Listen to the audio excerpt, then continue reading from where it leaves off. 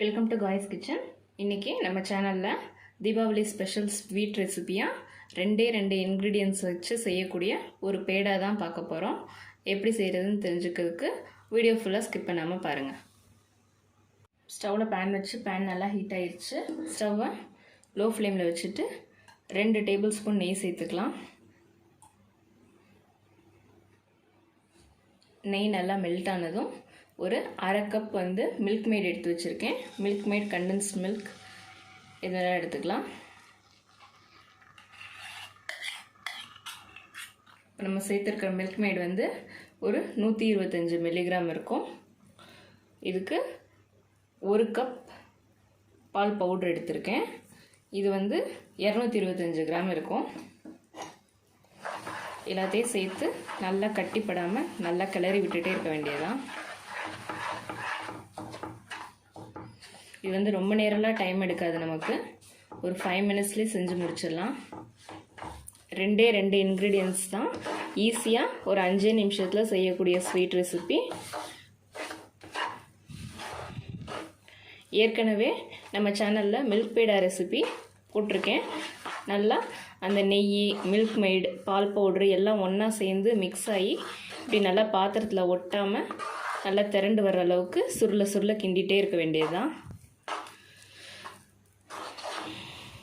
பாருங்கள், போட்டு ஒரு 2 நிமிஷம் கூட ஆகலை, நல்லா மிக்ஸ் ஆகி சுருண்டு வர ஆரம்பிச்சிருச்சு.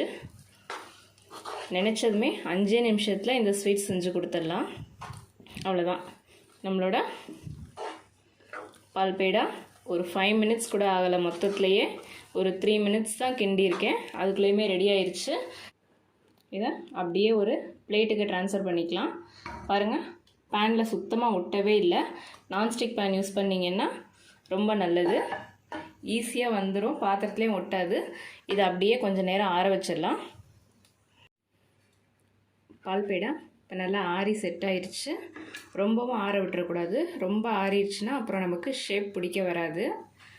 அதனால் ஓரளவுக்கு கை பொறுக்கிற சூடு இருக்கும்போதே நம்ம உருண்டை பிடிக்க ஆரம்பிச்சிடலாம்.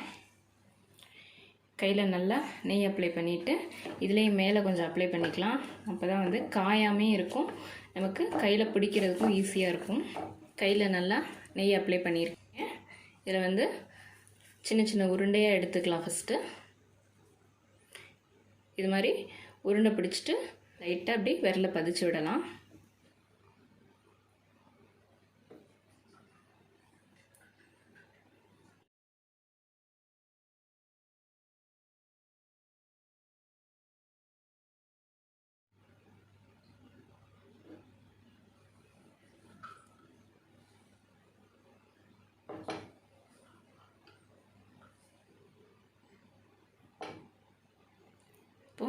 இந்த பால் பேடா மேலே நான் சாப் பண்ணி வச்சுருக்கேன் பிஸ்தா வச்சு கார்னிஷ் பண்ணிக்கிறேன்.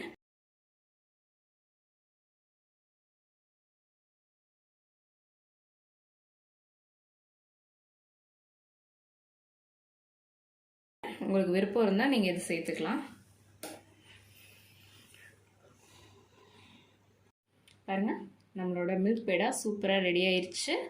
ஈஸியாக 2 இன்க்ரீடியன்ஸை வச்சு சூப்பராக செய்யக்கூடிய பேடா 5 நிமிஷத்தில் ரெடி ஆயிடுச்சு. இந்த தீபாவளிக்கு நீங்களும் இதை உங்கள் வீட்டில் ட்ரை பண்ணி பாருங்கள். தீபாவளிக்கு மட்டும் இல்லை, வேறு எந்த ஒரு ஸ்பெஷல் அக்கேஷனுக்கும் சிம்பிளாக ஈஸியாக நினச்ச உடனே செய்யக்கூடிய ஒரு ஸ்வீட் ரெசிபி தான். ட்ரை பண்ணி பார்த்துட்டு எப்படி இருந்துச்சுன்னு கமெண்ட்ஸில் சொல்லுங்கள். இந்த வீடியோ உங்களுக்கு பிடிச்சிருந்தா லைக் பண்ணுங்கள், ஷேர் பண்ணுங்கள். இது வரைக்கும் காய்ஸ் கிச்சன் சேனலில் சப்ஸ்கிரைப் பண்ணாதவங்க மறக்காமல் சப்ஸ்கிரைப் பண்ணிக்கோங்க. பக்கத்தில் இருக்க பெல் ஐக்கானையும் ப்ரெஸ் பண்ணிக்கோங்க. தேங்க்ஸ் ஃபார் வாட்சிங். ஹாப்பி தீபாவளி.